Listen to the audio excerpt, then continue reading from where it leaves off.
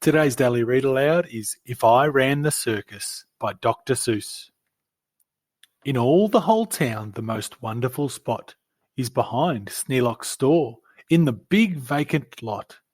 It's just the right spot for my wonderful plans, said young Morris McGurk, if I clean up the cans.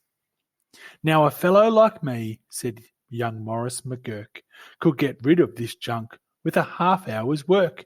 I could yank up those weeds and chop down the dead tree and haul off those old cars. There are just 2 or 3, and then the whole place would be ready, you see.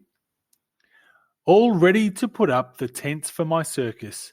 I think I will call it the Circus McGurkus. The Circus McGurkus, the world's greatest show on the face of the earth, or wherever you go. The Circus McGurkus, the cream of the cream. The Circus McGurkus, the circus supreme.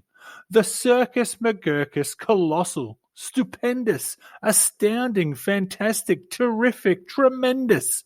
I'll bring in my acrobats, jugglers and clowns from 1,033 faraway towns to the place where you'll see 'em in, ladies and gents, right behind Sneelock's store in the great McGurk tents. And I don't suppose old Mr. Sneelock will mind when he suddenly has a big circus behind. After all, Mr. Sneelock is one of my friends. He might even help out doing small odds and ends, doing little odd jobs he could be of some aid, such as selling balloons and the pink lemonade. I think 500 gallons will be about right, and then I'll be ready for opening night. What an opening night! What a night! What a sight! I'll hoist up the curtains, the crowds will crowd in, and my Circus McGurkus will promptly begin, with a welcoming toot on my welcoming horn, by my horn-tooting apes from the jungles of Jawn, where the very best horn-tooting apes are all born, 'cause the very fresh air there is fine for their lungs, and some of those fellows have 2 or 3 tongues. This way, step right in, this way, ladies and gents. My sideshow starts here in the first of my tents. When you see what goes on, you'll say no other circus is half the great circus the Circus McGurkus is. Here on stage 1 from the ocean of Ulf is a sight most amazing, a walrus named Rolf, who can stand on one whisker, this wonderful Rolf, on the top of 5 balls, 2 for tennis, 3 for golf. It's a marvellous trick, if I say so myself. And on stage number 2, here is something quite new. From a country called From comes this drum-tummied snum, who can drum any tune that you might care to hum. Doesn't hurt him a bit, 'cause his drum-tummy's numb. And you'll now meet the Foon, the remarkable Foon, who eats sizzling hot pebbles that fall off the moon. And the reason he likes them red hot, it appears, is he greatly enjoys blowing smoke from his ears. Of course, pebbles like this are quite hard to collect, but Sneelock will manage somehow, I expect. After all, Mr. Sneelock is one of my friends, and I'm sure he'll help out doing small odds and ends. And on stage number 4, see the Willow-Walloo, who can throw his long tail as a sort of lasso. With a flip of the hip, with a tail of this kind, he can capture whoever is standing behind. He can capture old Sneelock, I'm sure he won't mind. And now here is a hoodwink, who winks in his wink hood. Without a good wink hood, a hoodwink can't wink good. And folks, let me tell you, there's only one circus with a wink-hooded hoodwinks, the Circus McGurkus. The show of all shows, there's no other showman who shows you a show with a blindfolded bowman. The blindfolded bowman from Bigger Barut, the world's sharpest sharpshooter. Look at him shoot! Through the holes of 4 doughnuts, 2 hairs on a worm, and the knees of 3 birds, without making them squirm. And then on through a crab apple up on the head of Sneelock, who likes to help out, as I've said. And now come to this spot where the spotlight is hot, and you'll see in the spotlight a juggling jot, who can juggle some stuff you might think he could not, such as 22 question marks, which is a lot, also 44 commas, and also one dot. That's the kind of a circus McGurkus I've got. But that's just my sideshow, a start, a beginning. This way to the big tent, you'll find your head spinning. Why, ladies and gentlemen, youngsters and oldsters, your heads will quite likely spin right off your shoulders. So hurry, step lively, quick, ladies and gents, and get into your seats in my tent of all tents. My parade of parades is about to commence. You'll see Drum Major Sneelock fling his baton, and my organ McGorgon McGurkus come on, with its hot steaming pipes of gold brass-plated tin, snorting all sorts of snorts in a bumbling din. That is a super stupendous, stupendous, storourus, and when I play Dixie, please join in the chorus. Then a fluff-muffled truffle will ride in on a huffle, and next in the line a fine flummox will shuffle. The flummox will carry a lurch in a pail, and a fibble will carry the flummox's tail, while on top of the flummox 3 harp-twanging snap will twang mighty twangs with their 3 snapper harp, while a blowster blows bloops on a 3-nozzled blueser, and a nolster blows floops on a 1-nozzled noozer.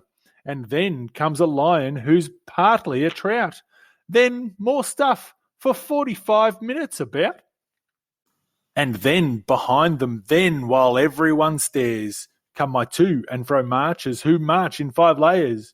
The fros march on 2s and the 2s march on fros. Don't know how they do it, but that's how it goes. And now comes an act of enormous enormance. No former performers performed this performance. This stunt is too grippingly, slippingly frightening.